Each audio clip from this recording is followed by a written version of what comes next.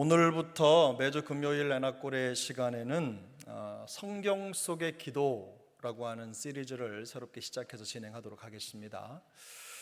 성경 속에는 대략 222개 정도의 기도문이 있습니다.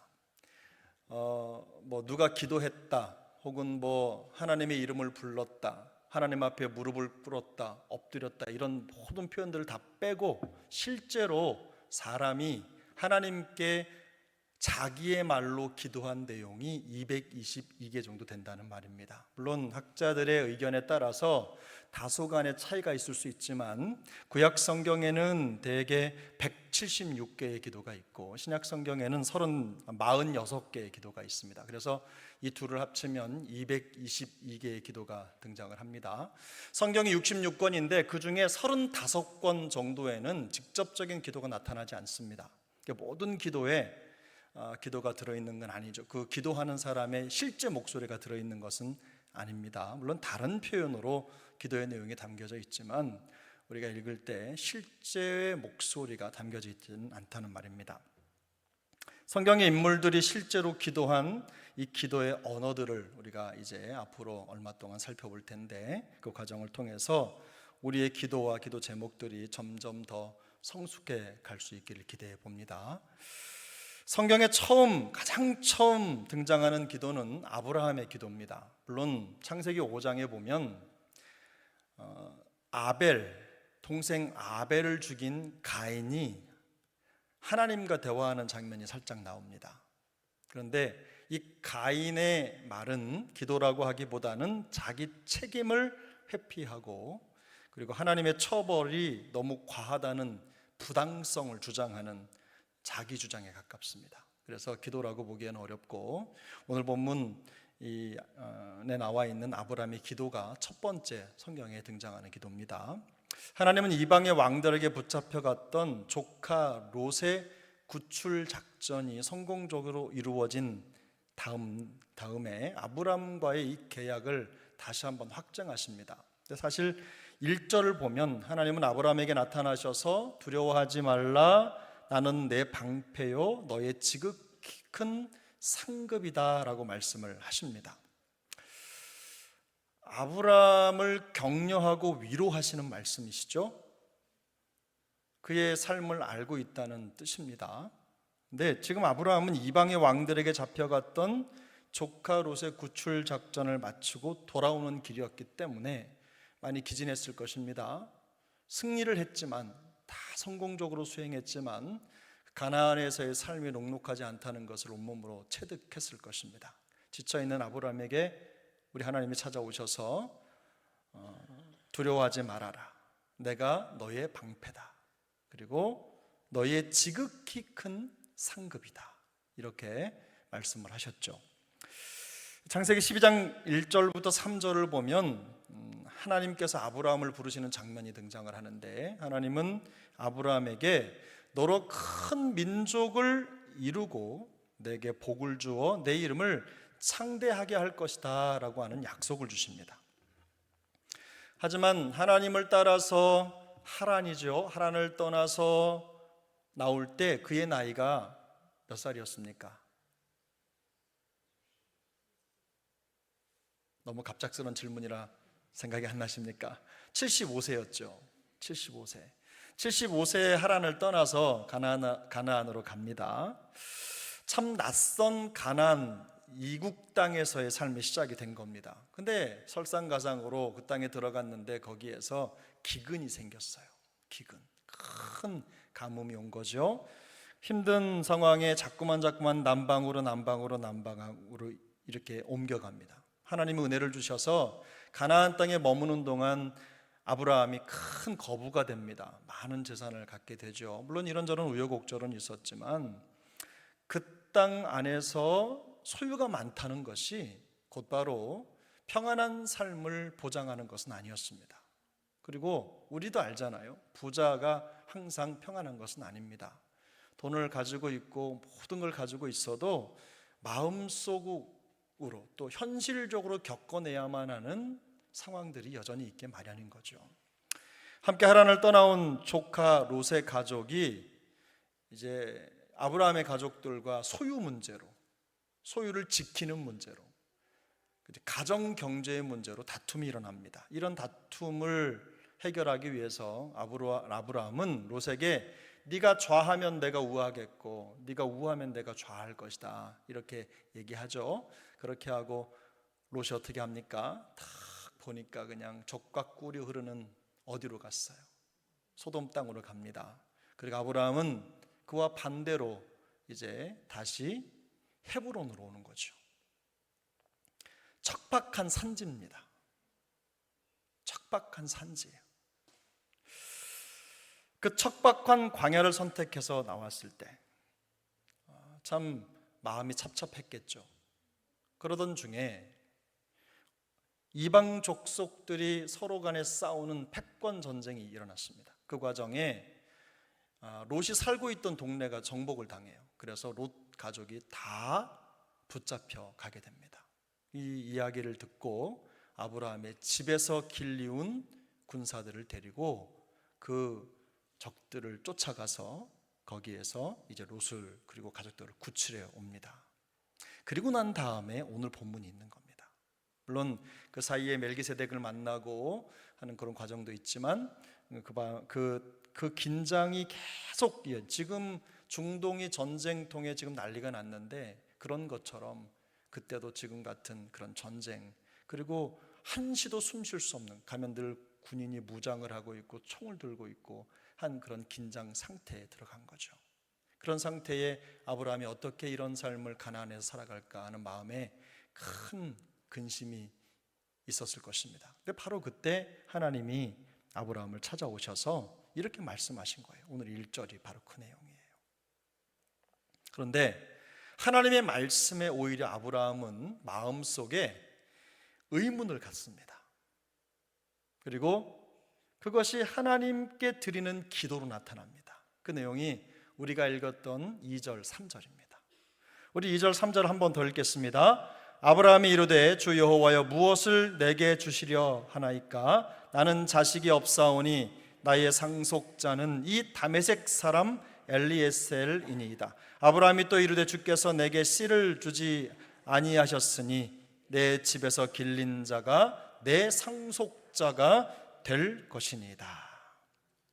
아브라함은 오늘 8절도 오전에 처음엔 읽었지만 8절과 2절, 2절과 8절에서 무엇을 이라는 말을 두 번 반복합니다. 그래서 이 표현을 반복해서 처음에는 무엇을 내게 주시려고 하십니까?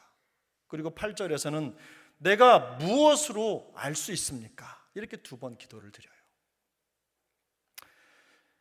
자신의 현실에 대한 아브라함의 답답한 심정이 이 말 속에 담겨 있는 겁니다. 3절에서 주께서 내게 씨를 주지 아니하셨으니 라고 하는 표현을 통해서요, 창세기 12장 2절에서 하나님이 그에게 주셨던 그 약속과 자기 감정의 복잡함을 하나님께 올려드리는 거예요. 그냥 단순히 자기 생각만 얹은 게 아니라 아브라함이 대단한 게 그거죠.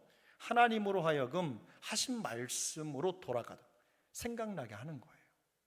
물론 하나님이 잊으시는 분이 아닙니다만 지금 자기의 감정이 하나님이 그렇게 말씀하셨는데 왜 나에게 이런 일이 계속해서 일어나는지에 대한 그 복잡한 마음 상태를 그대로 올려드리고 있는 거예요. 아브라함은 하나님의 고향집을 떠나라고 하는 명령에 순종했죠. 그런데 아직까지도 후손이 없습니다. 후손을 주시겠다고 하는 하나님의 약속에 대한 실망감이 그대로 드러나고 있는 겁니다. 물론 아브라함의 의문 섞인 기도는요, 하나님께 대한 불신앙의 표현은 아닙니다. 하나님을 믿고 그 말씀을 따라 여기까지 온 것이 사실이지만 마음처럼 풀리지 않는 현실 문제에 답답함이 있었던 거예요. 우리도 그렇잖아요. 우리가 하나님 안 믿는 거 아닌데 하나님을 온전히 의지하는데도 삶에 여전히 풀리지 않는 그런 숙제 같은 문제들이 있는 겁니다. 그가 이처럼 하나님께 따지듯 기도를 드리게 된 원인은요, 여러분 1절에 보면 그 맨 마지막 문장 때문입니다. 맨 마지막 문장, 하나님이 뭐라고 말씀하셨죠? 두려워하지 말라, 나는 내 방패요 너의 지극히 큰 상급이라. 이 말을 듣자마자 아브라함의 마음속에 뭐라고 할까, 인간적으로 생각해 보면 그냥 이게 욱한 게 올라온 거예요. 하나님 뭘 저에게 주시겠습니까? 이렇게 그냥 거침없이 묻잖아요. 왜 그러냐면 너의 지극히 큰 상급이니라, 이 말씀의 의미가 뭐냐면 그걸 그대로 원문 그대로를 직역하면 너의 상급이 매우 클 것이다, 이런 뜻입니다. 그러니까 우리가 문장을 성경에, 우리 한글 성경을 그대로 읽으면 하나님이 내 방패고 나의 상급이다, 이런 표현도 되지만 이걸 원문 그대로 읽어보면 너의 상급이 매우 클 것이다, 이렇게 기록이 된 겁니다. 그러니까 아브라함이 이 말을 듣자마자 너의 상급이 매우 클 것이야, 이런 말을 들었는데 지금 하나님 뭘 저에게 주시겠습니까? 이렇게 대뜸 물어보는 거예요. 이 질문, 이 말씀 때문에 아브라함의 마음속이 복잡해진 겁니다. 현실을 보면 내가 받을 상급이 매우 클 것이라는 하나님의 말씀이 어떻게 혹은 무엇으로 실현이 될 것인지 도통 가늠이 되지 않았기 때문입니다. 아브라함이 이런 마음을 갖게 된 것은 다름 아닌 그에게 후손이 없기 때문이에요. 하란을 떠날 때 75세였던 그의 나이가 지금 몇 살쯤 됐을까요? 줄잡아도 80은 넘었을 것입니다. 그런데 아직 그에게 기업을 물을 만한 후사가 없는데도 하나님은 그저 주시겠다고만 하고 큰 상급을 얻겠다고만 하시고 아무것도 지금 변하는 게 없는 거예요. 그런 마음을 이해할 수가 없었던 거죠. 물론 하나님은 반드시 약속을 성취하실 것입니다. 하지만 이 시점에서 아브라함은 답답했습니다.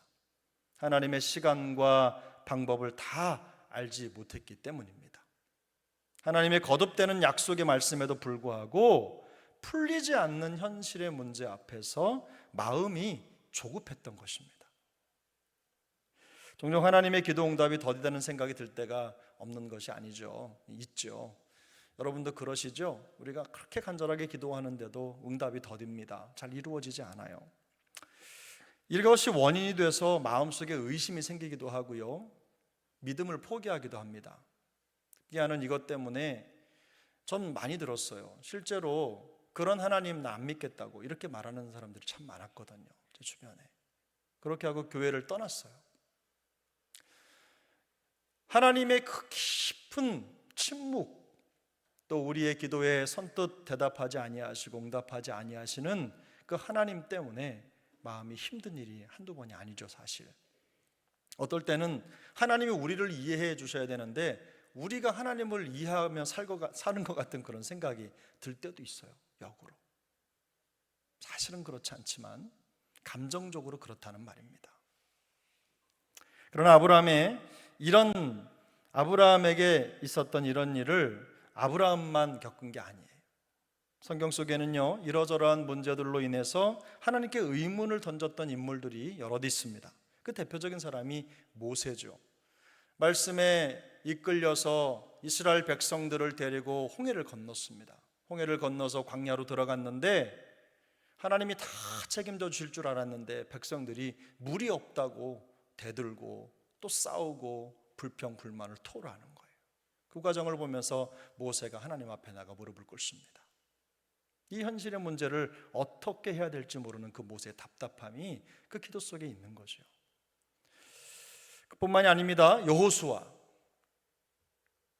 하나님 앞에 기도하고 백성들을 이끌고 여리고 성을 향해서 요단을 건너 진격을 했어요. 그래서 하나님이 말씀하시는 대로 여리고 성을 돌면서 하나님의 역사를 두 눈으로 똑똑히 봤습니다. 그 순간까지만 하더라도 하나님이 살아계시고 역사하신다, 이런 확신이 있었는데 조그마한 아이성 앞에서 패배하고 돌아올 때 그때 여호수아의 마음이 무너집니다. 그래서 하나님 앞에 이게 어떻게 된 일이냐, 하나님 여기까지 우리를 인도하셨는데 지금 이 가나안 땅에서 우상을 섬기는 자들의 손에 우리를 넘기시려고, 우리를 죽이려고, 밥이 되게 하려고 여기까지 이렇게 이끌었느냐고, 이렇게 하나님 앞에 기도해요. 물론 나중에 문제가 해결되죠. 그때 그 순간에 이런 모든 벌어지는 현상 앞에서 마음이 무너지는 겁니다. 그뿐만이 아니죠. 우리 욥이라고 하는 인물을 잘 알고 있죠. 욥이라고 하는 인물은요, 하나님 앞에 이렇게 기도해서 10장을 욥기 10장을 보면, 하나님 도대체 무슨 까닭으로 저에게 이런 고통을 주십니까? 정말 도무지 이해할 수가 없습니다. 제가 이 본문을 읽으면서 물론 더 연구를 해봐야 되겠지만 거기 14절에 10장 4절에 보면 주님 눈이 있으시죠? 눈이 있으시면 지금 저 보고 계세요? 이렇게 말하는 것 같았어요. 주께도 육신의 눈이 있으시나이까? 주께서 사람처럼 보시나이까? 이 욥의 고백입니다. 실제 고백. 근데 욥이 이 답답한 심정이 이 고백 속에 담겨 있는 거죠. 우리 역시도 이들처럼 하나님의 뜻을 미처 다 헤아리지 못할 때 이런 답답한 심정으로 기도할 수 있을 것입니다. 그러나 우리가 이미 알고 있듯이 하나님은 아브라함이 상상도 할 수 없는, 상상도 하지 못하는 방법으로 말씀하신 약속을 성취하십니다. 하나님의 약속과 말씀이 반드시 이루어지죠. 이런 사실에 어떤 의심이나 걱정이 차지할 자리는 없습니다. 그러면 만일 우리에게 이런 상황이 주어진다면 우리는 어떻게 기도해야 되겠습니까? 우리에게 아브라함 같은 그런 상황이, 모세 같은 상황이, 혹은 여호수아 같은 상황이, 혹은 욥과 같은 상황이 똑같이 벌어진다면 우리가 어떻게 기도해야 될까요? 우리가 이런 상황을 만나 기도할 때 어떤 기도의 자세를 가져야 하는가? 우리는 오늘 이 2절밖에 안 되는 짧은 아브라함의 기도를 통해서 기도자가 가져야 할 중요한 자세를 볼 수가 있습니다. 첫 번째는요, 하나님이 누구이신지를 인정하는 말로 기도를 시작해야 돼요. 보면 2절을 보면 아브라함은 주 여호와여 라고 하는 짤막한 길이로 하나님의 이름을 부릅니다. 근데 이 주 여호와라고 하는 것은요, 두 개의 명칭이 결합된 혼합어입니다.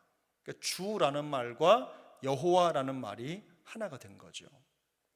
주라고 하는 말은 세상의 창조주이시며 역사의 주관자이신 하나님의 주권을 강조하는 언어입니다. 그래서 히브리 사람들은, 유대인들은 이 말을 읽을 때는요, 주라고 감히 못 읽었습니다. 뭐라고 읽었습니까? 아도나이라고 읽었어요. 우리가 신약성경 예수님을 주님이라고 할 때 이 주님이라고 하는 말도 똑같습니다. 그것도 아도나이, 하나님이신 거죠. 그 하나님의 주권 앞에 무릎을 꿇는 거예요. 옛날에 서기관들은 성경을 기록할 때 이 주라는 말이 나오면, 하나님의 이름이 나오면 목욕을 하고 펜을 바꿔서 하나님의 이름을 썼다고 합니다. 그만큼 하나님에 대한 경외심이 있는 겁니다. 근데 이 여호와라고 하는 말 있죠? 이건 언약의 하나님을 대표하는 언어입니다. 호칭인 거죠.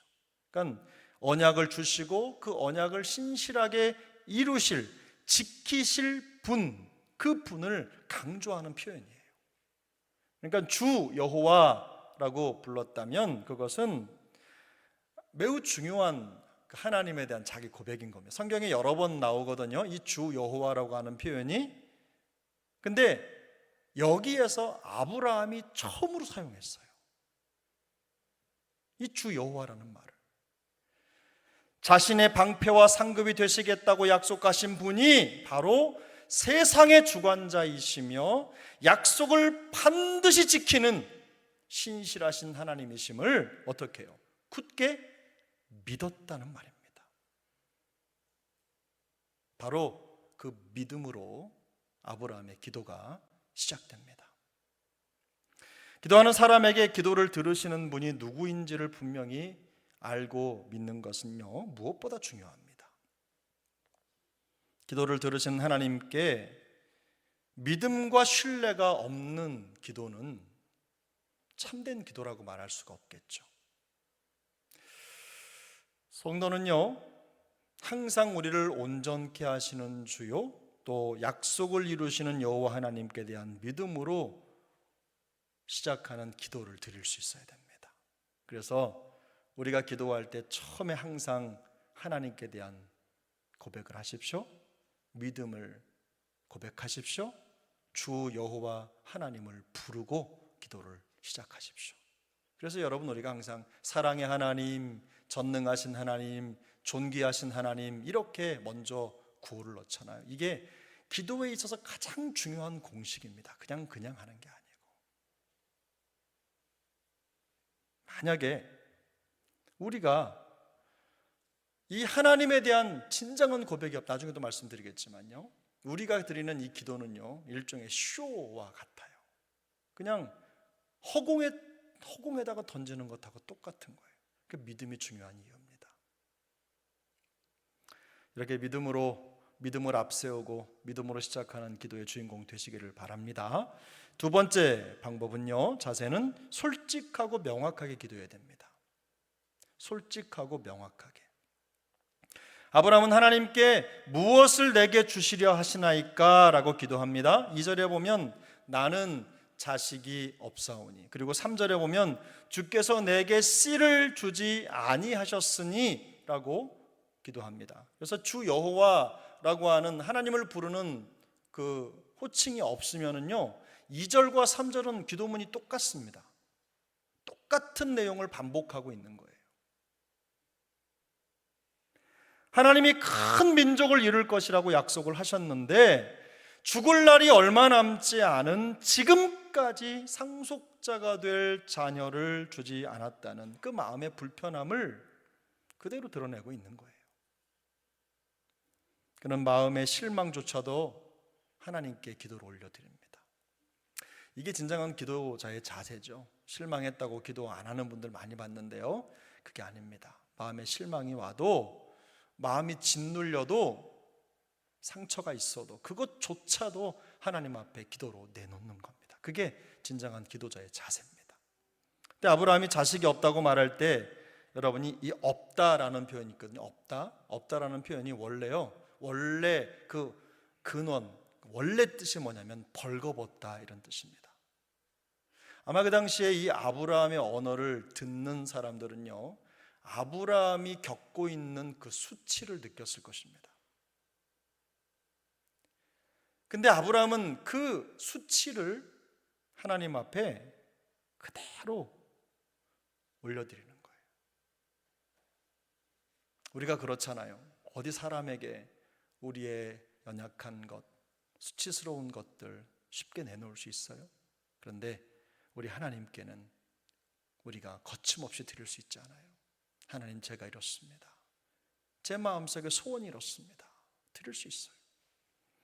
우리말 성경에 번역이 안 됐지만요, 3절은 보면 맨 앞에 단어 하나가 더 있습니다. 보라, 이런 단어예요. 근데 이걸 하나님께 했으니 뭡니까? 보세요 주님, 주님이 저에게 씨를 주지 않으셨잖아요. 이렇게 말하는 거예요. 주님도 보시지 않습니까? 절절하죠. 욥의 기도하고 비슷해요. 주님, 사람처럼 보시지 않습니까? 주님에게도 눈이 있지 않습니까? 이렇게 기도하는 거예요. 물론 아브라함은 많은 재산을 가진 부자였습니다.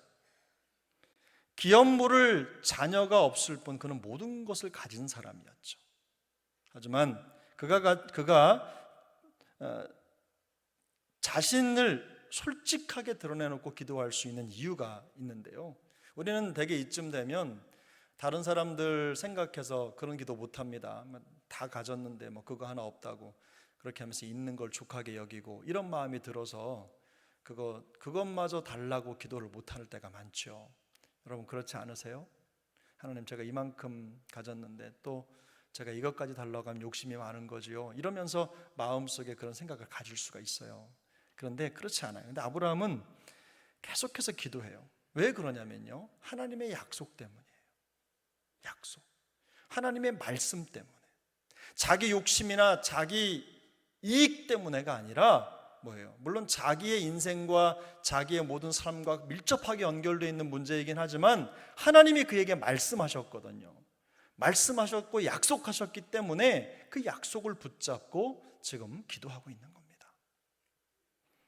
다메섹 사람 엘리에셀, 그 사람을 내세우면서 내 집에서 길린 자가 내 상속자가 될 것이라고 말하는 이유는요, 그가 그것이 하나님의 뜻일 수도 있다고 생각을 한 거예요. 아브라함이 생각해 보니까 내 몸에서는 더 이상 자녀가 나올 것 같지 않고, 그럼 하나님이 우리 가정을 어떻게 이끌어 가실까? 아, 그렇구나. 이 엘리에셀이 저렇게 충직하게 있으니 저 사람을 내 상속자로 삼으라는 그 말씀인가? 우리도 그렇잖아요. 뭔가 최선의 답이 없을 때는 항상 차선을 생각하잖아요. 항상 그쪽으로 기도했는데 생각해 보니까 그쪽은 불가능해요. 그래서 뭔가 될 만한 가능성이 조금이라도 있으면 그쪽으로 우리 기도의 방향을 돌리잖아요. 그럼 이쪽인가 보다, 하나님이 이쪽으로 가라고 하나 보다, 이건가 보다, 이렇게 생각하면서 그쪽으로 마음을 모으는 거예요. 뭔가 생각하던 대로 우리 풀리지 않으면 하나님의 뜻이 아마도 다른 쪽으로 향하고 있다고 생각을 하게 돼 있습니다.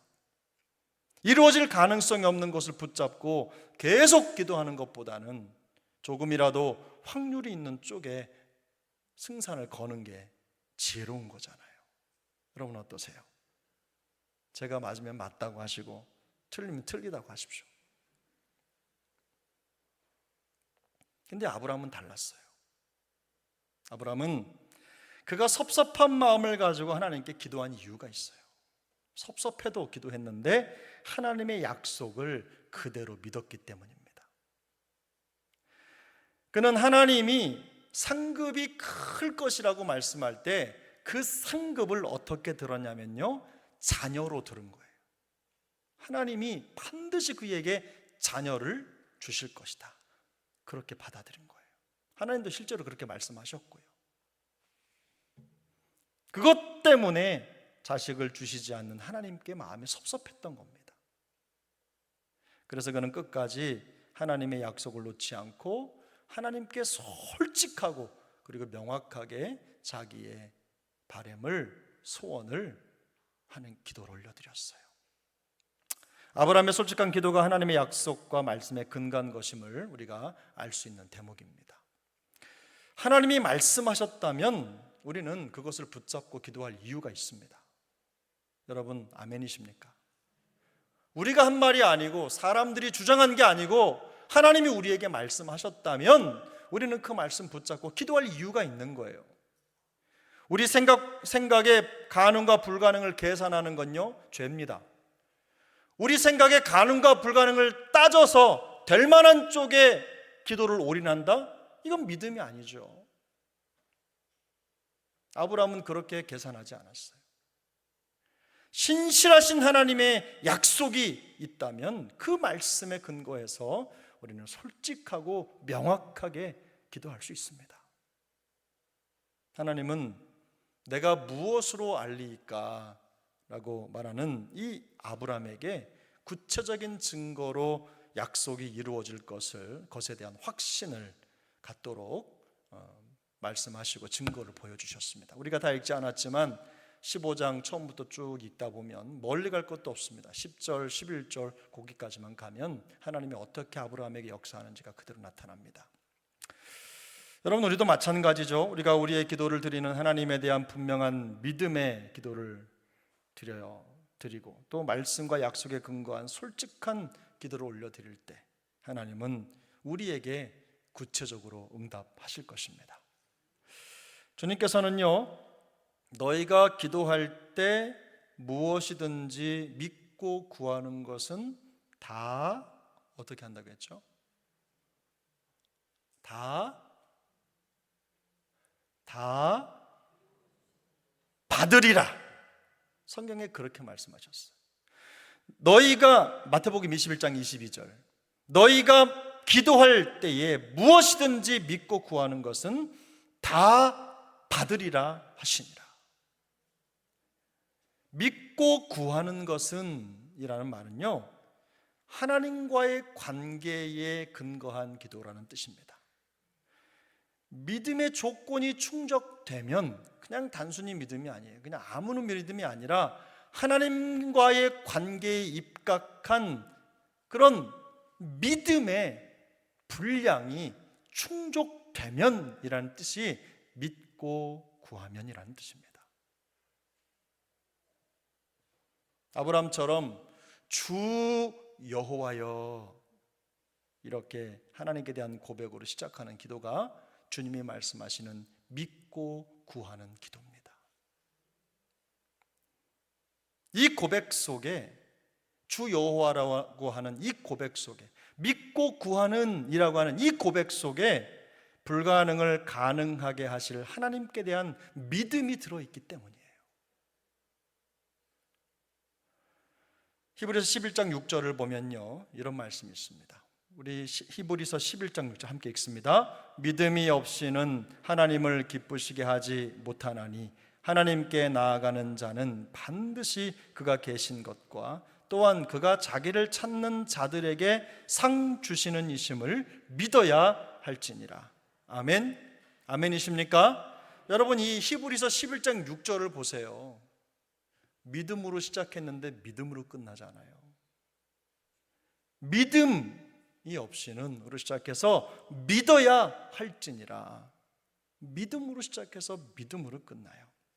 만약 기도하는 우리에게 믿음이 없다면 지금 우리는 기도라는 제목에 연극을 하고 있는 겁니다. 섭섭하게 생각하지 마십시오. 기도 찬양을 불렀으니까 기도라는 뮤지컬을 한 편 공연한 거예요. 단지 우리의 기쁨이나 욕구를 채우기 위한 것일 뿐이지 하나님을 기쁘시게 하는 기도는 되지 못하기 때문입니다.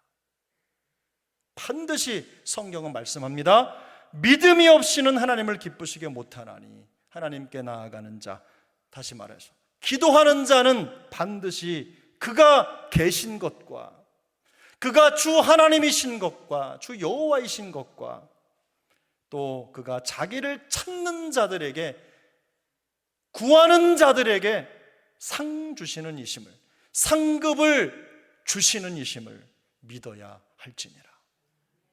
지금 이렇게 말하는 거예요. 하나님 앞에서 우리가 이런 믿음을 가지고 진정한 믿음의 기도를 올려드릴 수 있기를 축복합니다.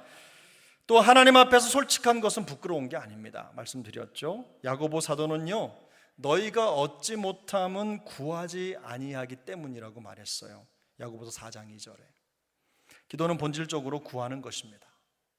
그래서 응답은 구하는 자들에게 주시는 하나님의 상급입니다. 무심결에 어느 정도 그저 남들 하니까 적당히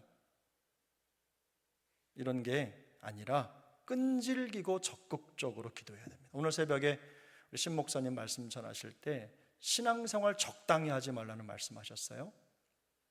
신앙생활 적당히 하려고 생각하면요, 절대로 영적으로 성공할 수 없습니다. 여러분 하루 종일 일하시고 열심히 사는 것, 그것 또한 신앙생활입니다. 그곳에서도 그리스도인의 향기로 또 능력을 나타내십시오. 그리고 하나님을 예배하고 구별된 시간을 하나님 앞에 드리는 거, 성도로 지켜야 할 자리들 열심히 지키십시오.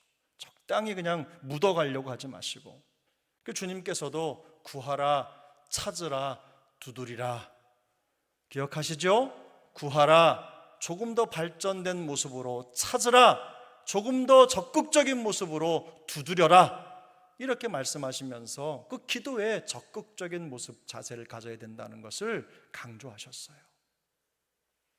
당부하셨습니다. 여전히 불확실한 미래가 있습니다. 하나님께서 응답하시는 징조가 보이지 않는 것 때문에 낙심할 수 있지만, 사랑하는 여러분, 낙심하지 않기를 바랍니다. 신실하신 주님께 우리의 믿음을 드리며 또 솔직하고 명확하게 그리고 끈질기고 간절한 기도로 자기를 찾는 자들에게 상 주시는 주님을 깊이 경험하는 기도의 사명자들 되시기를 예수님의 이름으로 축복합니다. 우리